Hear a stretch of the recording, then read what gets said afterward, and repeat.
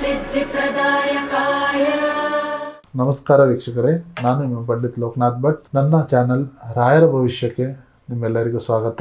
ವೀಕ್ಷಕರೇ, ಇವತ್ತಿನ ವಿಡಿಯೋದಲ್ಲಿ 2026ನೇ ಇಸ್ವಿಯ ಕುಂಭರಾಶಿಯ ಒಂದು ಭವಿಷ್ಯವನ್ನು ಹೇಳುತ್ತಿದ್ದೇನೆ.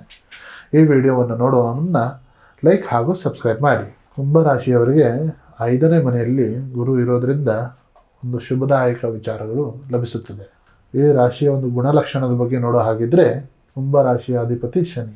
ಇವರು ಬಹಳ ಬುದ್ಧಿವಂತರು ಹಾಗೂ ಮಾನವೀಯತೆ ಉಳಿಯುವಂಥ ವ್ಯಕ್ತಿಗಳು. ಸಮಾಜಕ್ಕೆ ಒಳ್ಳೆಯದನ್ನೇ ಮಾಡಬೇಕು ಅನ್ನೋದು ಒಂದು ಹಂಬಲ ಇವರಲ್ಲಿ ಇರುತ್ತದೆ.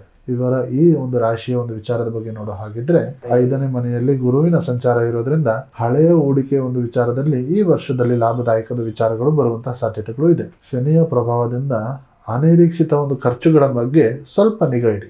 ಆಸ್ತಿ ಹಾಗೂ ವಾಹನದ ಖರೀದಿ ಅಥವಾ ಯಾವುದಾದ್ರೂ ಹಳೆಯ ಕನಸುಗಳು ಇದ್ದರೆ ಈ ವರ್ಷ ನೆರವೇರುವಂತಹ ಸಾಧ್ಯತೆಗಳು ಸಿಗಲಿದೆ. ಇನ್ನು ವೃತ್ತಿ ಹಾಗೂ ವ್ಯವಹಾರದ ಬಗ್ಗೆ ನೋಡುವ ಹಾಗಿದ್ರೆ, ಕೆಲಸದ ಸಮಯದಲ್ಲಿ ಹಾಗೂ ಪರಿಶ್ರಮವನ್ನು ನೀಡಿ, ಆದರೆ ಗುರುವಿನ ದೃಷ್ಟಿಯಿಂದ ನಿಮ್ಮ ಗೌರವವನ್ನು ಹೆಚ್ಚಾಗುತ್ತದೆ. ಉದ್ಯೋಗವನ್ನು ಬದಲಾವಣೆ ಮಾಡಬೇಕು ಅಂತ ಇದ್ರೆ ಈ ವರ್ಷ ತುಂಬಾ ಚೆನ್ನಾಗಿದೆ.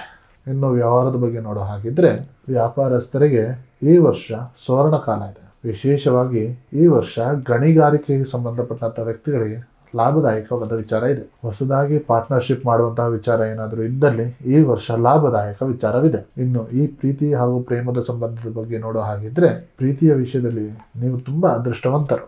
ಪಂಚಮದಲ್ಲಿ ಗುರು ಇರೋದ್ರಿಂದ ನಿಮಗೆ ಪ್ರೇಮದಲ್ಲಿ ಒಂದು ಮಧುರತೆ ತರ್ತಾನೆ. ಸಿಂಗಲ್ ಆಗಿರೋರಿಗೆ ನಿಮಗೆ ಮನಸ್ಸಿಗೆ ಒಪ್ಪುವಂತಹ ಸಂಗಾತಿಯನ್ನು ತರುತ್ತಾನೆ. ಪ್ರೇಮಿಗಳು ಈ ವರ್ಷ ದಾಂಪತ್ಯ ಜೀವನಕ್ಕೆ ಕಾಲಿಡೋದಕ್ಕೆ ಸುವರ್ಣ ಒಳ್ಳೆಯ ಒಂದು ಸಮಯ. ಇನ್ನು ಕುಟುಂಬದ ಜೀವನದ ಬಗ್ಗೆ ನೋಡೋ ಹಾಕಿದ್ರೆ, ಮಕ್ಕಳ ಒಂದು ವಿದ್ಯಾಭ್ಯಾಸದಲ್ಲಿ ನಿಮಗೆ ಪ್ರಗತಿ ಅನ್ನೋದು ಕಾಣುತ್ತದೆ. ಸಂತಾನ ಭಾಗ್ಯಕ್ಕೆ ಕಾಯುತ್ತಿರುವಂತಹ ವ್ಯಕ್ತಿಗಳಿಗೆ ಈ ವರ್ಷ ಸುವರ್ಣ ಅವಕಾಶ ಇದೆ. ಈ ವರ್ಷ ಒಂದು ಶುಭ ಕಾರ್ಯ ಅಥವಾ ಧಾರ್ಮಿಕ ಕಾರ್ಯ ನಡೆಯುವಂತಹ ಸಾಧ್ಯತೆಗಳು ಕಾಣಸಿಗಲಿದೆ. ಇನ್ನು ಆರೋಗ್ಯದ ವಿಚಾರದ ಬಗ್ಗೆ ನೋಡೋ ಹಾಗಿದ್ರೆ, ಸಾಡೆ ಸಾತಿ ಇರೋದ್ರಿಂದ ಕಾಲಿನ ನೋವು ಕಾಣಿಸುವಂತಹ ವಿಚಾರಗಳು ಇರಬಹುದು. ನಿದ್ರಾಹೀನತೆ ಆಗುವಂತಹ ಒಂದು ವಿಚಾರ ಇದ್ರೆ ಸ್ವಲ್ಪ ಎಚ್ಚರಿಸಿ. ಪ್ರತಿದಿನ ಪ್ರಾಣಾಯಾಮ ಹಾಗೂ ಧ್ಯಾನ ಮಾಡೋದು ತುಂಬಾ ಒಳ್ಳೆಯದು. ಇವರ ಒಂದು ಅದೃಷ್ಟದ ಸಂಖ್ಯೆ ಹಾಗೂ ಬಣ್ಣಗಳ ಬಗ್ಗೆ ನೋಡಬೇಕಾಗಿದ್ರೆ, ಅದೃಷ್ಟದ ಸಂಖ್ಯೆ 4, 8, 5.